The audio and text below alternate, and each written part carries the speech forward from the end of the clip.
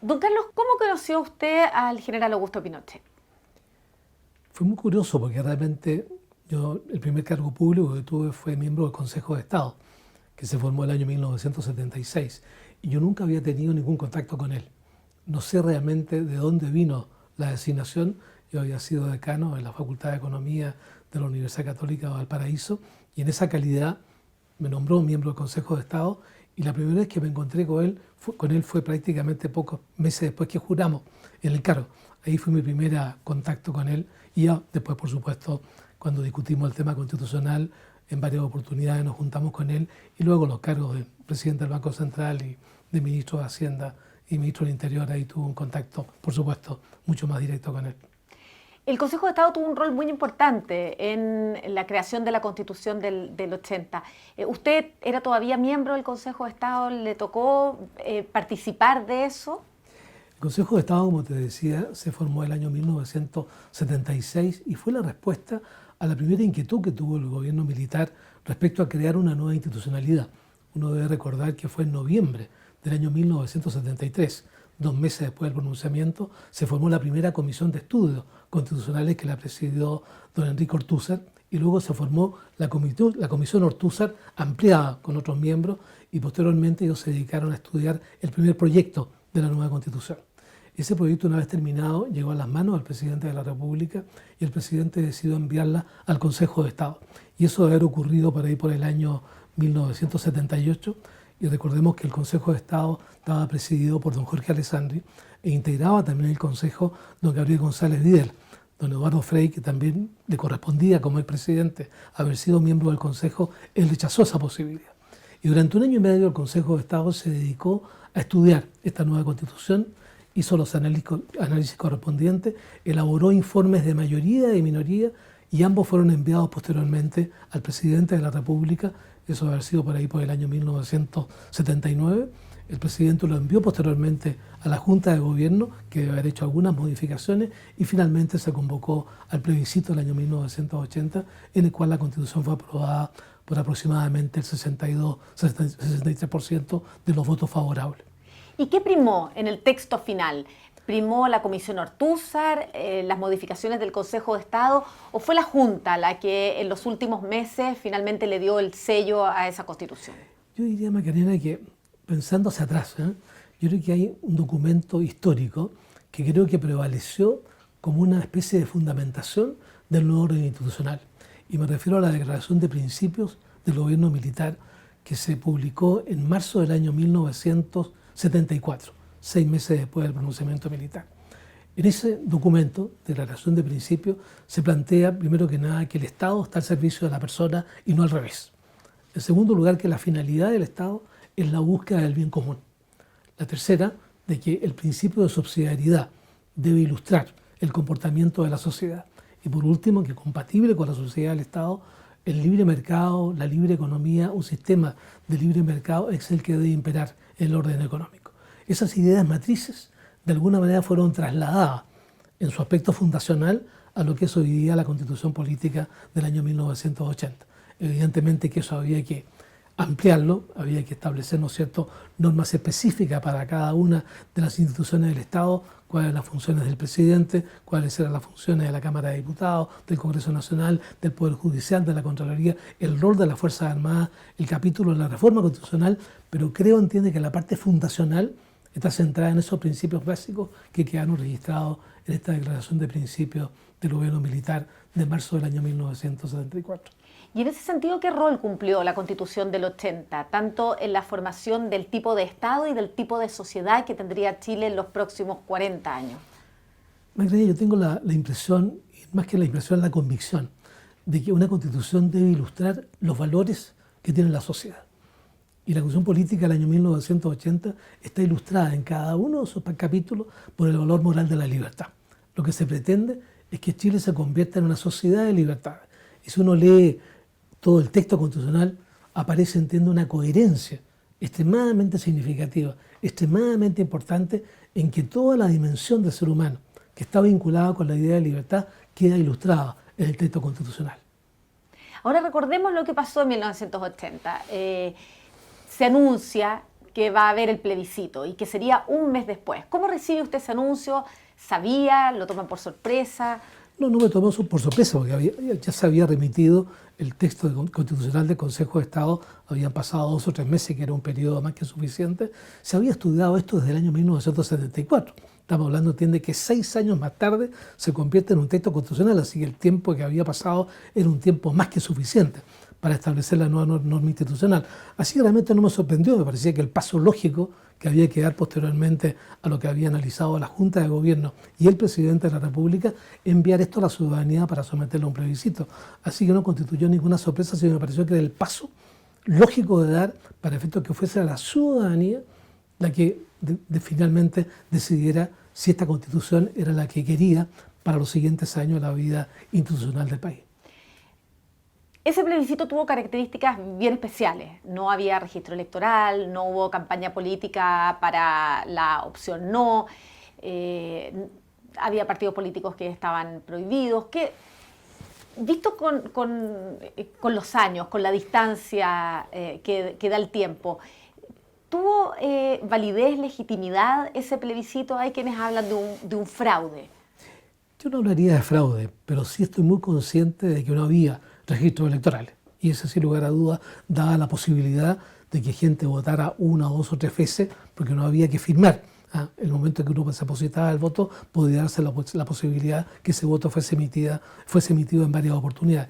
Y ese fue uno de los motivos, Macarena, por lo cual cuando me tocó ejercer el cargo de ministro del Interior y le planteé el tema al presidente de la República respecto a la posibilidad de hacer una reforma, uno de los antecedentes que yo tuve en cuenta para llevar al presidente a la posibilidad de esta decisión era esta acusación de la ilegitimidad de la Constitución del año 1980 porque no había registros electorales. Y fue una también de las razones que convencieron al presidente Pinochet para efectos de apoyar la reforma del año 1989, someterla a un nuevo plebiscito, ahora con registros electorales, y eso, a mi juicio, le dio la debida legitimidad al orden institucional que prevalece desde el año 1980, sujeto a las modificaciones del 89, del 2005 del presidente Lagos y varias modificaciones que se han hecho a lo largo de los años. Pero el tema de la legitimidad fue, a mi juicio, alcanzado en ese plebiscito de fines de julio del año 1989. Sí, un plebiscito que está bien olvidado ahí en la historia. Está olvidado, pero creo, entiende, que vale la pena recogerlo, porque había también 2 otros hechos que movieron a hacer esta reforma. Uno, que había ciertos errores en el orden institucional, en el sentido de que había ciertas leyes que podían ser aprobadas nada más que por una de las cámaras. Fue un error que nadie advirtió, nadie se dio cuenta, pero estaba establecido en la Constitución del año 1980. Y había también otro error importante que tenía mucho que ver con la estabilidad institucional y que estaba referido a que los quórums para las reformas constitucionales eran quórums relativamente bajos. Y una sociedad que quiere buscar la estabilidad institucional para que prevalezca un orden social, económico, político estable a lo largo del tiempo, requiere que las reformas constitucionales sean sometidas a una votación que tengan quórums más elevados. Esas reformas hicieron aún más inamovible la Constitución del 80. Exactamente. Los quórums se elevaron y creo, entiende, que había una razón muy poderosa. Una sociedad no puede estar moviéndose en las cosas fundamentales en periodos cortos de tiempo. Las constituciones pueden perfeccionarse, no tengo duda, entiende, no creo en estas constituciones pétreas que se hablan, que prácticamente son inamovibles, pero evidentemente para darle una estabilidad al país, estabilidad que se requiere fundamentalmente para el mundo económico, para el mundo político. ¿Quién toma inversiones? ¿Qué es lo que quiere? Tener un horizonte relativamente claro de posibilidades que le garantice de alguna manera que el orden político va a permanecer relativamente estable a lo largo del tiempo. Si yo coloco quórums bastante reducidos, simple mayoría para la reforma constitucional, evidentemente que genera un grado de inestabilidad, un grado de incerteza jurídica que de alguna manera va a afectar finalmente el orden de la economía. Ahora, mirando ese periodo, los relatos históricos, se dice que el ministro Fernández no estaba de acuerdo con hacer estas reformas, que eso significó finalmente que él saliera, que usted era más proclive a hacer las reformas. ¿Cuál era la postura del general Pinochet frente a todo esto, frente a las reformas? ¿Y cómo fueron sus conversaciones con él? ¿Qué le planteaba? Fui a conversar con el presidente Pinochet y le planteé, entiende, las razones por las cuales me parecía conveniente para el país realizar esta reforma. El presidente por supuesto que preguntas van, preguntas vienen. Al final me dijo, ministro, me ha convencido, entiende, de que es conveniente hacer esto. Pero le colocó dos condiciones. La primera condición, que esto sea un perfeccionamiento constitucional, que no sea una ruptura de la Constitución. Y la segunda condición, que esto sea logrado por consenso. Usted vea las posibilidades de lograr un consenso ciudadano, de tal manera que esto, cuando sea sometido a plebiscito, logre una votación, ojalá, lo más elevada posible. Y cuando iba saliendo de la reunión, me dice, ministro, un solo punto adicional. Tiene, me dice, este espacio para hacer la reforma. Dije, presidente, yo le doy las gracias, porque en la medida que yo vea luz que atraviesa su dedo, eso me da a mí una capacidad de maniobra para iniciar el proceso de negociación.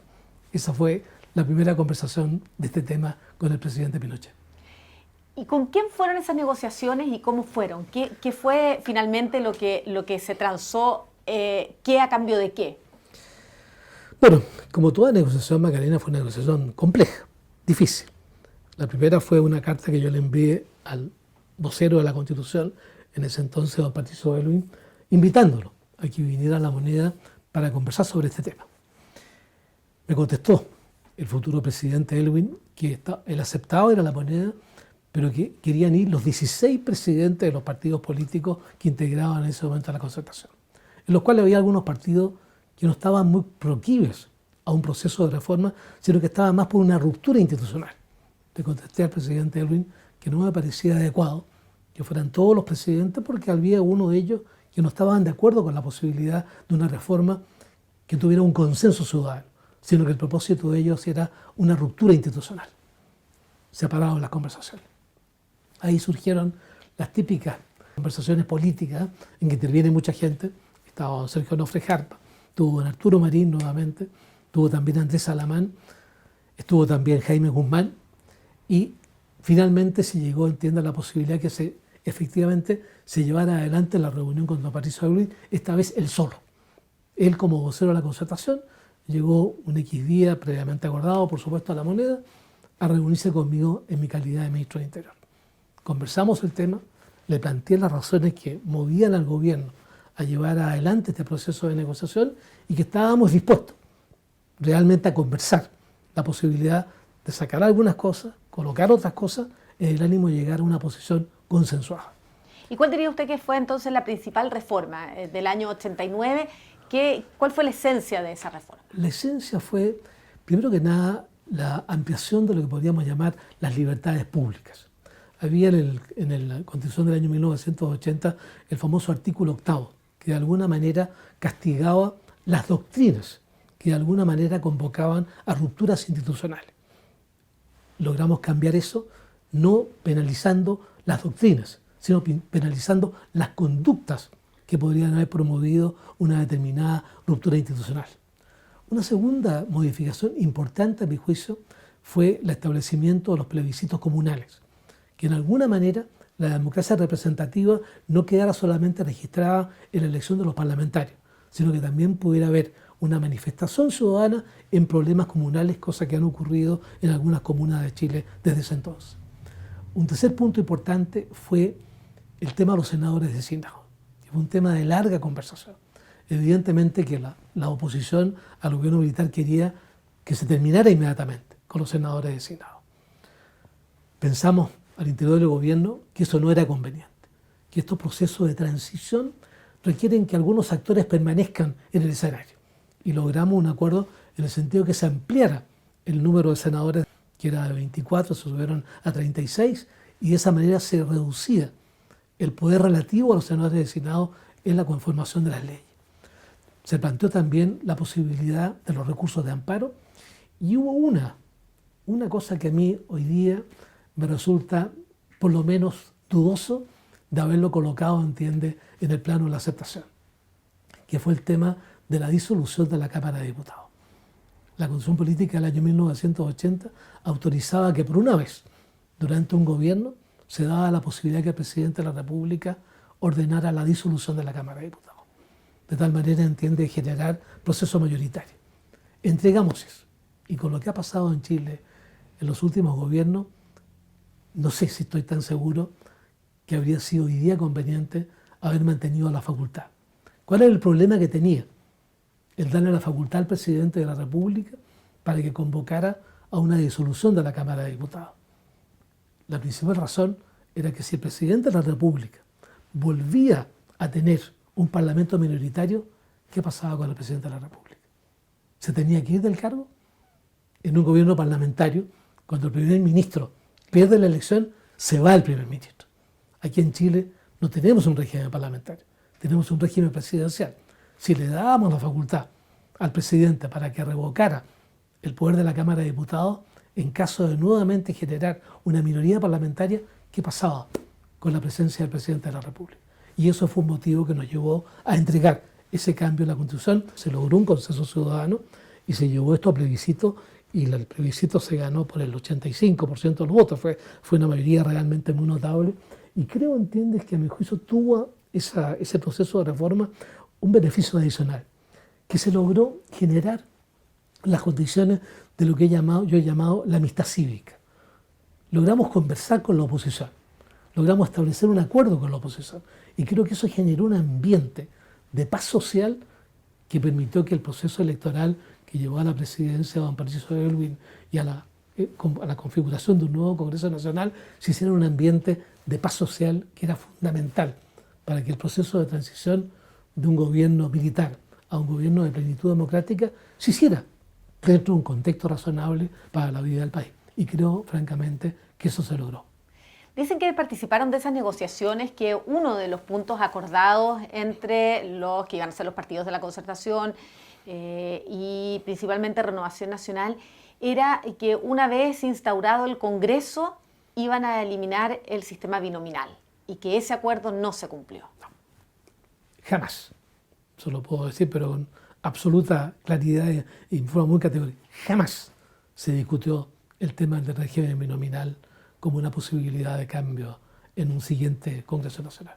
Nosotros entrevistamos hoy día al expresidente Lagos y él asegura que don Patricio Aylwin les había dicho a ellos que era un acuerdo con Renovación Nacional en la eliminación del sistema binominal. No sé, puede haber sido un acuerdo de los dos. Lo digo francamente, Macarena, jamás conocí un acuerdo de ese tipo. Y lo que sí le puedo comentar, que cuando ya estábamos muy dispuestos a firmar esta reforma del año 1989, un futuro miembro del Parlamento me planteó que se iba a firmar un acuerdo para hacer modificaciones constitucionales inmediatamente elegido el nuevo Congreso. Y le dije, mi respuesta fue, si eso va a ocurrir, aquí termina la negociación. Y se acaba la reforma. ¿Cómo y por qué se hicieron todo ese conjunto de leyes para dejar amarrado, como se dice, o a lo mejor asegurar que el futuro gobierno, aunque haya sido elegido democráticamente, no iba a poder hacer cambios sustanciales? Macarena, yo me recuerdo cuando asumí el cargo de ministro de Interior, hubo una premisa que yo me coloqué, entiende, en forma inmediata, que el gobierno militar permanecía en su acción de gobierno hasta el 11 de marzo del año 1990. Recordemos, entiende, que inmediatamente ocurrió el plebiscito, surgió la idea de que el gobierno militar terminara de inmediato, que se convocara de inmediato a una nueva elección. Mi planteamiento como ministro fue categórico. El gobierno militar termina el 11 de marzo del año 1990. Y por lo tanto la acción de gobierno y la del Poder Legislativo, que estaba en manos de la Junta de Gobierno, lo propio que le correspondía era completar todas las leyes constitucionales que hasta ese momento no habían sido elaboradas, habían sido anunciadas, pero no elaboradas. La ley de la educación, la ley electoral, la ley de radio y televisión, la ley del Banco Central, la ley de las Fuerzas Armadas, eran leyes que tenían que completarse antes del inicio del próximo gobierno. Era un mandato que tenía el gobierno respecto a la formulación de esas leyes. Y eso lo hicimos siguiendo todo el trámite legislativo con la Junta de Gobierno, con las comisiones legislativas y con la anuencia del presidente de la República. Así que esto que se ha hablado, ¿no es cierto?, que son las leyes de amarre, creo, entiende, que el nombre no corresponde.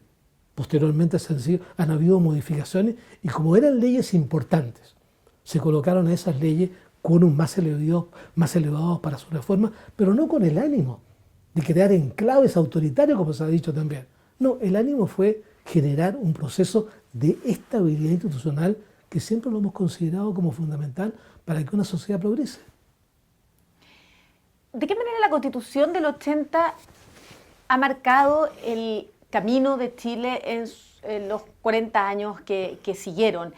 Quiero decir claramente de que una Constitución no puede señalar un modelo económico. No puede. No puede decir va a imperar una economía de mercado. ¿Qué es lo que hace una Constitución? Establece las condiciones para que se establezca un sistema social.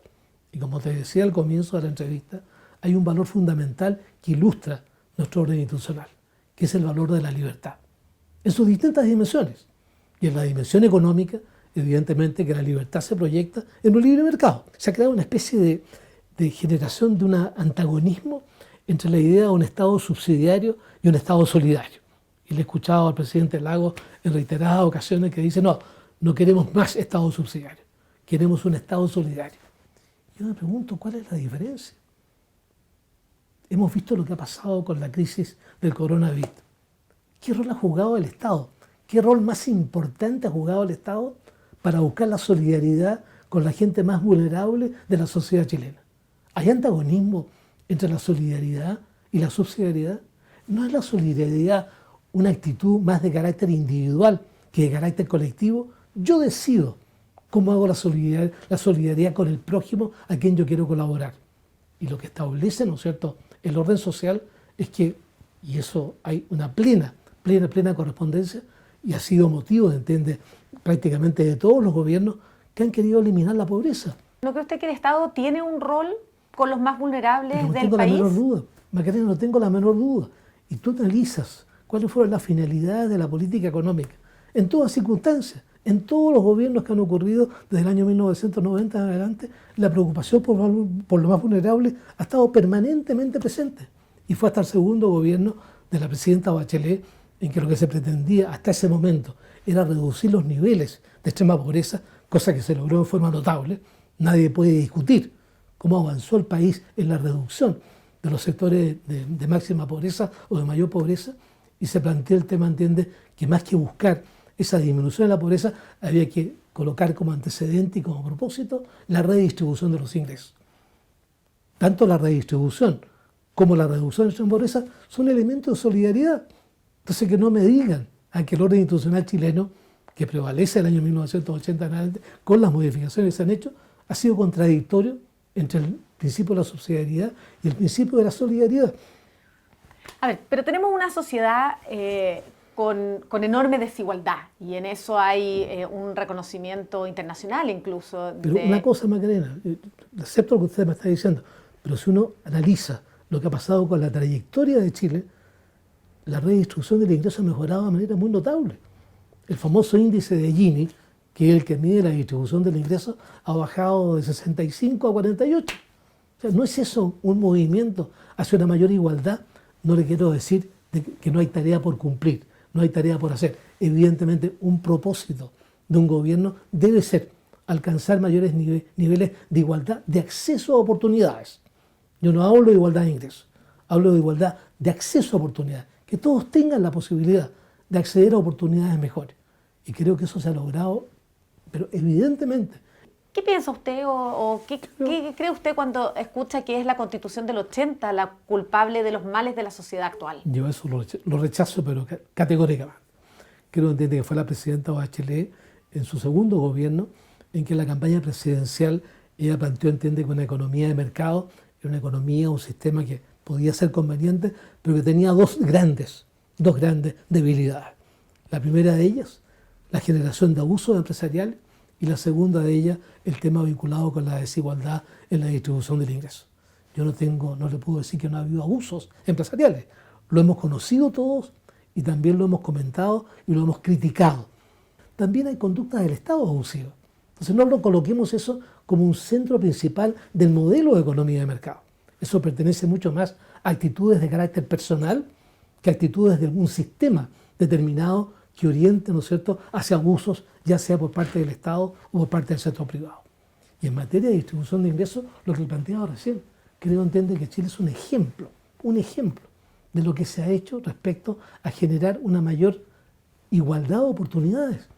Pero pensemos, Macarena, Colóquense usted en la realidad, usted es muy joven, pero coloquémonos en la realidad, entiende, el año 1975-76, en el medio de una crisis económica muy importante que provino, ¿no es cierto?, de la crisis del petróleo del año 1973.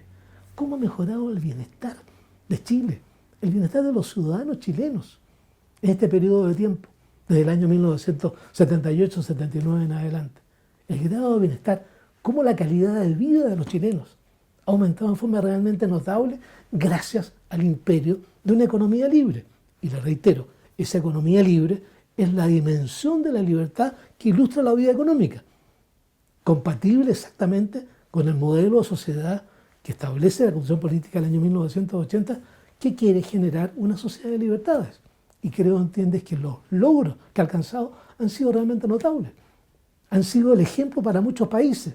Recordemos que hasta octubre del año pasado, Chile era mirado como el modelo que pretendían muchas sociedades alcanzar. Lamentablemente, ocurren los hechos de octubre. Curiosamente, 2 o 3 días, 2 o 3 semanas antes, que ocurrieran 2 hechos, digamos, que para Chile eran extremadamente importantes respecto a de la presencia internacional. Ocurren los hechos de octubre y toda esta imagen que había, que no se implica la debilidad del sistema, sino que implica probablemente una serie de motivos políticos, intelectuales, de terrorismo, que generaron una condición de destrozo del país, de destrozo de la infraestructura, que ha colocado, ¿no es cierto?, en debate sobre si el modelo de economía de mercado es el que nos condujo a esta situación o fueron hechos que ambientados fundamentalmente de orden intelectual o de orden político. Más allá de eso, todas las encuestas demuestran que hay una amplia mayoría del país que quiere un cambio constitucional, quiere hoy un cambio de la Constitución. ¿Cómo se explica usted eso si asumimos todas esas bondades de los últimos años y si usted dice que hemos crecido tanto y además hemos disminuido la brecha de desigualdad? ¿Por qué hay tanto descontento? Macarena, quiero decirle, ¿entiende? En diciembre del año 2018, diciembre, encuesta del CEP. ¿Cuáles son las inquietudes ciudadanas? Reforma constitucional, 3% de la población. 3% de la población señalaba que la Constitución para ellos generaba una inquietud. 3% de la población. ¿Cuáles eran las principales inquietudes? Por supuesto, salud, educación, en fin, y delincuencia, los aspectos principales. La Constitución, 3%. Entonces quede muy en claro que la reforma de la Constitución o la nueva Constitución que va a resultar del nuevo plebiscito nace de la violencia. Y algún día se va a discutir la legitimidad de esta nueva Constitución. Porque nació de la violencia. Fue la respuesta que tuvo el gobierno para evitar seguir con actos de violencia y se firmó, a mi juicio en forma errada, un acuerdo que convocaba una nueva Constitución y convocaba una paz social. Y la paz social no llegó. ¿Y qué cree usted que va a pasar? ¿Cómo ve este proceso? Yo encuentro muy lamentable que se haya entregado la Constitución. Muy lamentable. Creo francamente que ese era un bien del país que yo lo habría hecho prevalecer bajo todas circunstancias. Pero ya, se dio el paso, estamos en un escenario totalmente nuevo, pero es un escenario totalmente incierto. ¿Qué temas se van a debatir? Pues esta asamblea constituyente, que podrá ser una convención mixta, podrá ser una convención totalmente elegida, en que, primero que nada, el Parlamento entregó su responsabilidad. Era responsabilidad del Parlamento haber elaborado una nueva Constitución y tenía la posibilidad de haberlo hecho. ¿Por qué razón? Entrega una facultad propia al Congreso Nacional, que podría haber sido convocada posteriormente a un plebiscito, y lo entrega a esta cosa totalmente desconocida. No sabemos quiénes los van a integrar. Se pone en juego, ¿no es cierto?, el problema de la paridad de género, el problema de la paridad de raza, nombres escogidos especialmente. En fin, todo un escenario absolutamente inédito en la historia de Chile, que no sabemos realmente cuál va a ser finalmente el contenido y cuáles van a ser los temas efectivamente de debate y cuál va a ser el punto final. ¿Cómo yo coloco de acuerdo a 155 personas con pensamientos políticos radicalmente distintos respecto a cuáles van a ser los valores de la sociedad que de alguna manera van a ilustrar el nuevo orden institucional? ¿Cómo ve las esperanzas que tiene alguna gente puestas en que este proceso canalice gran parte del descontento social, de la violencia que estalló en octubre? ¿Es un proceso constituyente capaz de canalizar este tipo de efervescencia social? Yo tendría bastante cuidado, Macarena, con crear expectativas falsas respecto de lo que puede ocurrir una vez que se apruebe o se rechace o se cree una nueva constitución. Al final los países, creo que tienden a buscar un proceso de progreso en la medida que abren los espacios para la iniciativa privada. Es la iniciativa privada la que fundamentalmente genera riqueza en un país. Y el Estado finalmente termina por redistribuir esa riqueza. Pero si no se generan estas autonomías claras entre las materias que son de competencia del Estado y las materias que son competencia del sector privado, vamos a entrar en un proceso de intervención estatal, pero creo, que si uno no genera una autonomía clara respecto a las funciones que son de competencia del Estado y las funciones que son de competencia del sector privado, vamos a entrar en un panorama que yo temo, que caigamos en un inmovilismo que al final afecta el progreso del país. ¿Cree usted que va a subsistir este modelo neoliberal o este rol importante del sector privado en este contexto en una nueva constitución? Yo quisiera que sí, pero tengo mis dudas que sea así.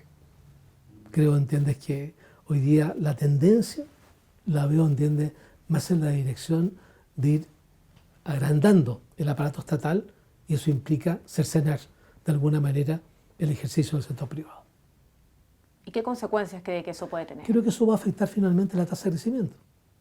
Creo que al final de cuentas la mayor intervención del Estado implica probablemente la necesidad de una mayor carga tributaria y esa mayor carga tributaria va a afectar los procesos de inversión y al afectar los procesos de inversión va a afectar la tasa de crecimiento.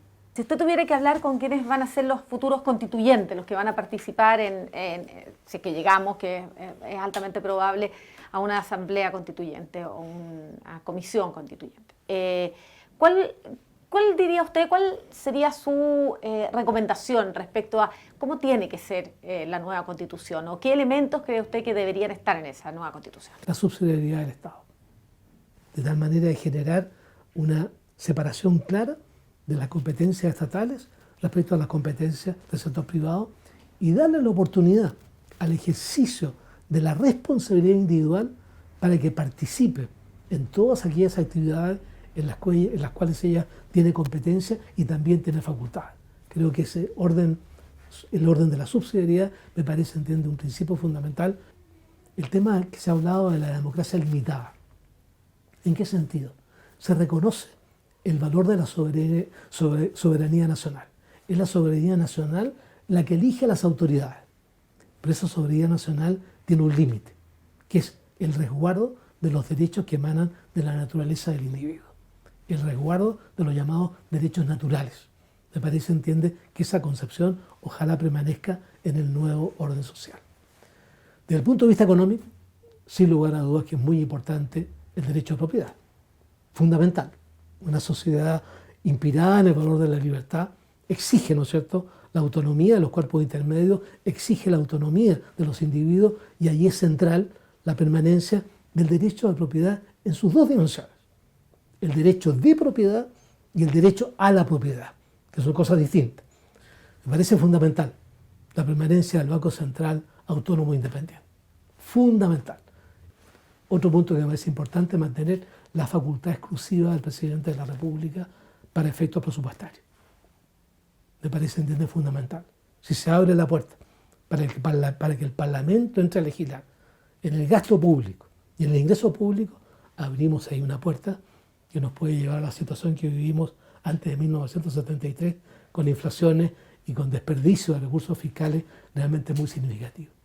Y probablemente el último punto, Macarena, que me parece importante resguardar, mantener los altos quórums para efectos de las reformas constitucionales. Creo, que la estabilidad institucional de un país, que es un activo muy importante para que esa sociedad progrese desde el punto de vista económico, es la certeza jurídica que puede emanar de altos quórums para la reforma constitucional.